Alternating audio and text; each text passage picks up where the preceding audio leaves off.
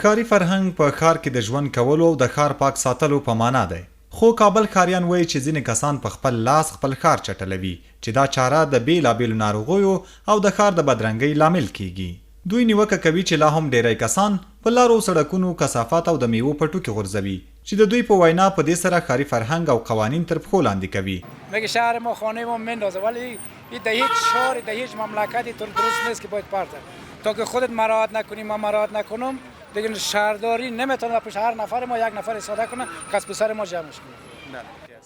برای خود کار اشتباه است، کار خراب است، نباید یک کار کنه. نه اصلا در موتر خودت در چوکی در پشت سر جیبک داره میتونه که در اونجا بونه وقتی که ما پایین شدم مسئول اندازه میشه. منګه یو څه مسئولیت ادا کړی اگر ګرچې خو دومره منګه استفاده نه کوو چې بوتل استفاده وکړو خو څه چې تر وسې ورسیږي بوتل کوم چې دا یو شی وخورو یا وچکو بیا هغه په یو زبدلدانۍ کې اچوو نو مسؤلین هم دا هیله کوو چې یو ښه زبدلدانیان یو شی په مناسبو ځایونو کې تر څو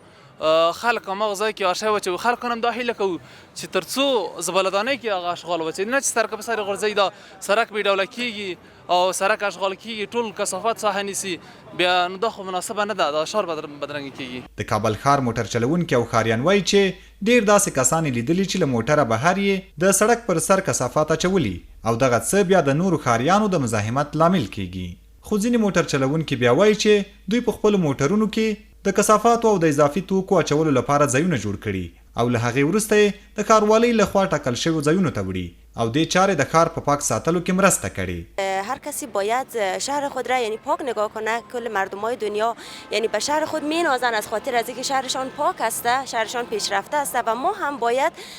در نظافت شهر خود کوشا باشیم و کثافاتی که ما میبینیم که از طرف شهروالی